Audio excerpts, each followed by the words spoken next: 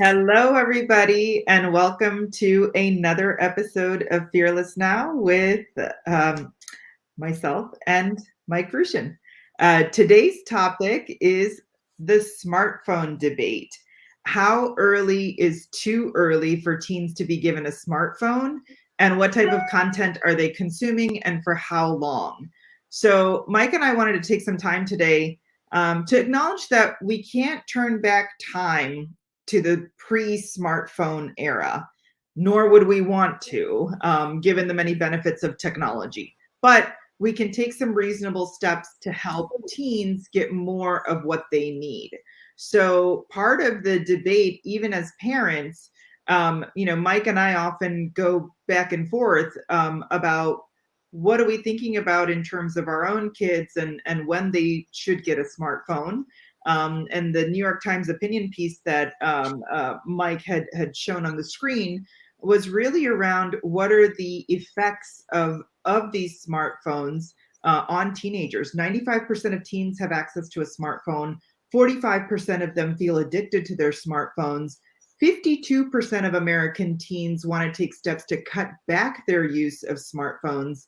And 56% of American teenagers connect the absence of smartphones with negative emotions. So there's a lot to unpack there. But Mike and I wanted to talk about just sort of our own stories and our own points of view, and some unique stories that we've heard along the way around this topic. So for me, I have a 10-year-old turning 11 next month, and he's in 5th grade, which is middle school in this particular school.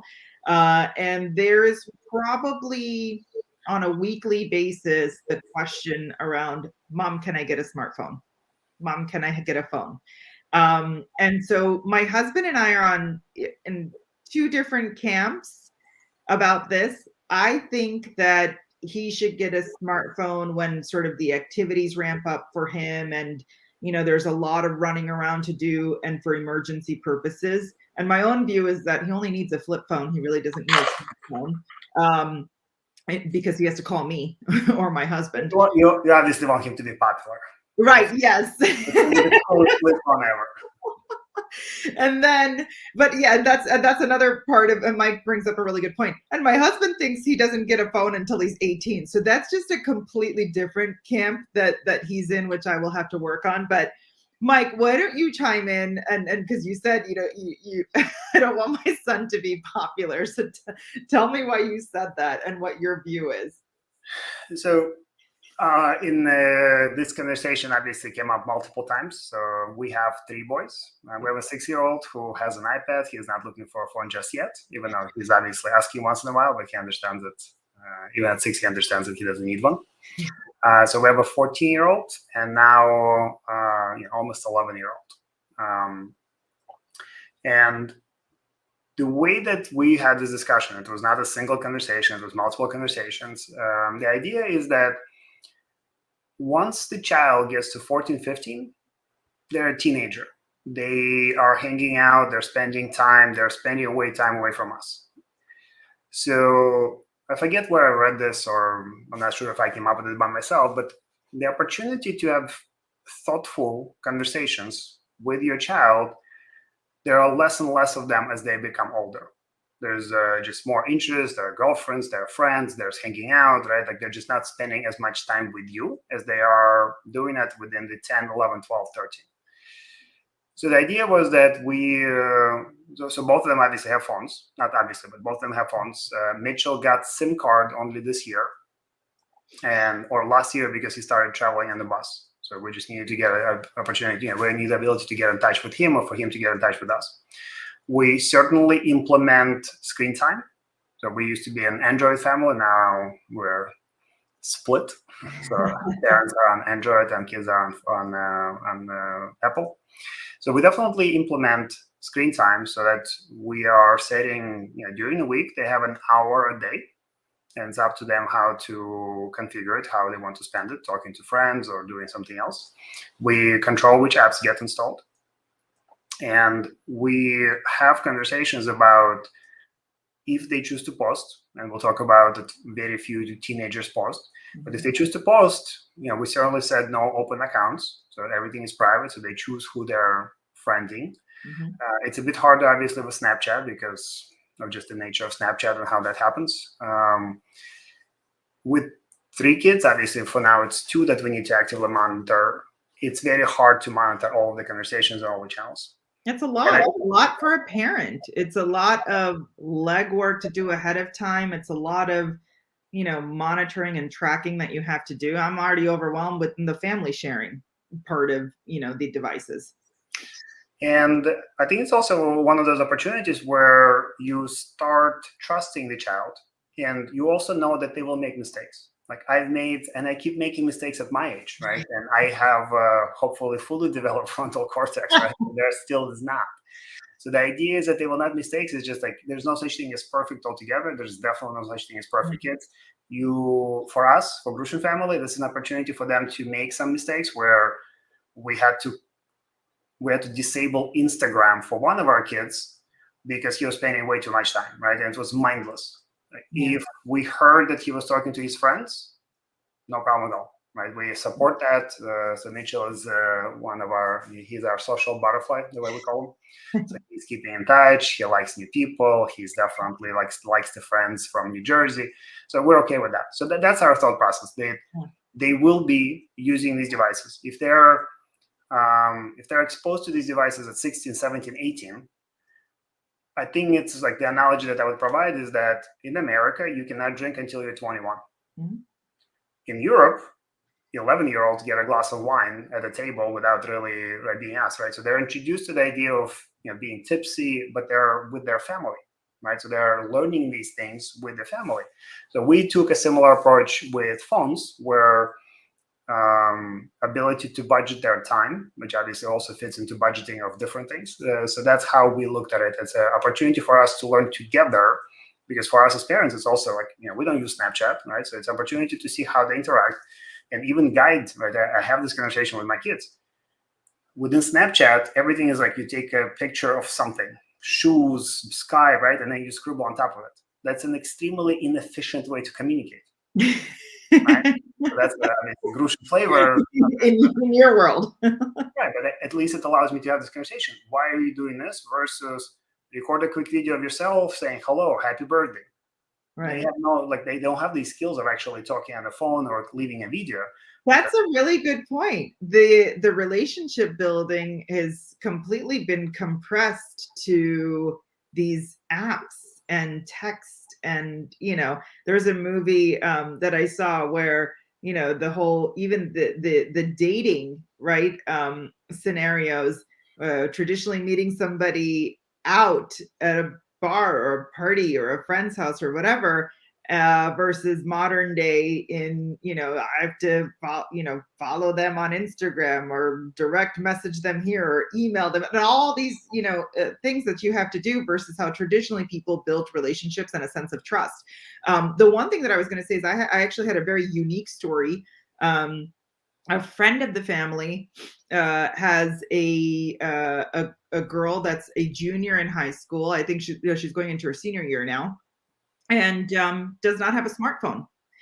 She is probably one of the most well-rounded individuals that I have met at her age. And that speaks volumes given the amount of people that I'm meeting in my day job in general. And her parents took a very different approach. Her parents took an approach of, you have an iPad at home, you have a computer at home, you can be on the internet and do your work and all of these things related to school. You have friends at school who all have phones, and we all as a family know your friends. And so if you were stuck anywhere, chances are you're going to be near someone that has a phone and you can get in touch with us. And by the way, all the parents had the phone numbers of all of her friends. And she happens to be a very secure, confident person where she is very happy with the fact that she doesn't really need a phone. And she's very content with that. And again, and she's a popular, good looking, athletic, well-rounded girl. She was just very, very confident, knowing that she doesn't need this device at all times to make her anxious, to make her check all of these things. Does she have social media? Absolutely. And she does check it every once in a while, but it's not her life. It doesn't consume her. And so that kind of brings us to our sort of second part of the topic, and the ways that maybe before, like, you reminded me, like, as you were talking, you reminded me of this.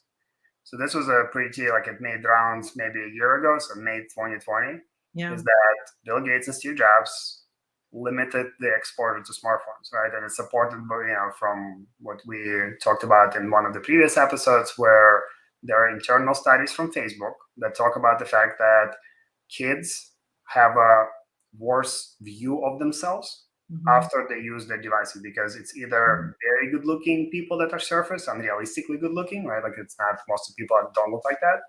And then also related to this, like in an article that we're sharing, the loneliness at school has been pretty consistent from 2000 to 2012. And this is where many kids started to get smartphones. And like, you can see that, and it's not just United States, like this study has been across multiple continents, and exacerbated by the pandemic, right? And sort of Zoom school. So it's just sort of exponentially getting there, and that is a good segue into what we wanted to talk about. Two other topics. We have noticed from a content perspective, a lot of platforms like TikTok and other social media outlets have enabled mental health professionals and activists and advocates to help create helpful content. So focused on mental health and, sort of alleviating this obsessive compulsive, disorder around, going and checking how many likes you have. Simon Sinek actually had a really great talk around every time you get a like button, that your dopamine levels rise, and that gives you this sort of sense of euphoria, and once that comes down, you kind of crash even harder and want your next sort of fix of dopamine. So this whole mental health content, particularly during the lockdown and social distancing, it has grown sort of 80% on these social media channels, and you can see why. And that kind of leads us into how we at Fearless think about content. The original idea for Fearless was around curating content and sort of physically being able to share the content as a mailing option to our students. Given that the pandemic had hit, we had shifted our thinking on a digital platform. And, for us, we try to be very conscious around how we present information and in what type of form and how long that content is, which is why a lot of our Fearless content, online at least, is 15 to 20 minutes long. We don't want our teens to be, in front of a screen for more than they have to be. And the bigger part of it is this content that's making an impact on them. We want them to be practical with it.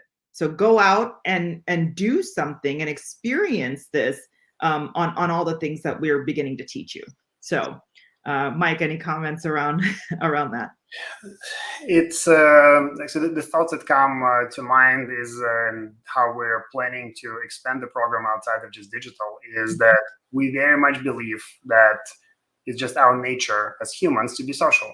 Like, there's a reason why we go out with friends and coworkers and break bread, and like, it's just an amazing opportunity to connect that does not translate well to this, right? There's definitely a hybrid need for this, just because like, you cannot travel as much to see people across the world, but the opportunity for especially teenagers to learn how to speak, not to text at each other. Yeah. And it's funny because I keep mentioning Dave Nugent, so he also has his kids are a little bit older. Like, we had many of these conversations, and he talks about this, like, it's the skill of walking up to a stranger. Doesn't matter if it's a new group of, same sex or opposite sex. Like, that's a skill, right? Like, that takes versus just texting somebody, and it's not as cool. So as we think about Fearless, like, we are looking forward to having physical events where teenagers will get together with some amazing speakers, with some activities that they will be able to experience in person. Until then, in addition to content that we're creating and delivering digitally, we had very good success with what we call fearless circles. And this opportunity for this young generation to interact with Deepali and a couple of our mentors who are very in tune with mental health and the needs of teenagers. And the feedback has been phenomenal. So yes, virtual interactions are not as good as in person, but they're still pretty powerful. That also reminded me, like when we're talking about phones. So this was mentioned by Keith Cunningham as we were going through it. So check this out. So what the article says, that they did a study of 3 groups, and I just want to highlight this. So the findings suggest that just the presence of the smartphone reduces available cognitive capacity and impairs cognitive functioning, even though people, sorry about that, my seminar study, that impairs the cognitive functioning, even though people feel that they're giving their full attention and focus to the task at hand. So they broke the test subject into 3 groups. One group kept the phone outside of the room, one kept it in the bag, and one kept it on the table next to them. The group that had the phone outside, so that they were not thinking about this actively, they significantly outperformed, so that's this paragraph, outperformed those with their phones on the desk, and slightly outperformed those participants who kept their phone in a pocket or a bag. So just the idea that you have a phone on the table, there is a background process, right? Software development, computer guy talking. There's a background process that constantly asks, is there something new for me to check? Is there an extra hit of dopamine that I can get because like somebody messaged me? Very distracting.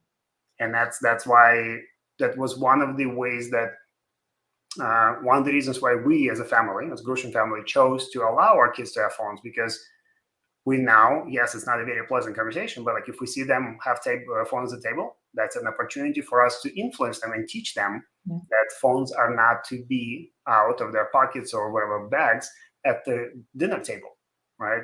And if they did not have that opportunity, we wouldn't have an opportunity to have this conversation, right? And now they need to learn this a little bit later. They'll all have smartphones. They'll all have implants, whatever, retina, augmented reality, Ray-Bans. I'm mentioning Ray-Bans because Google came out, right? Like, or Google or Facebook. Facebook and Ray-Bans now. And that technology is only going to come here faster and faster. Yeah. So our ask today is join the conversation. We'd love to hear any unique things that you're doing in terms of smartphone usage with your teens. How are you having those conversations? How are you monitoring it? Are you limiting it? Have you seen differences, with unlimited use and the content that they're consuming? So any of those things that you guys are thinking about with your family, we'd love to hear from you as well. Thank you very much. Have a fearless day. Bye, everybody. Bye-bye.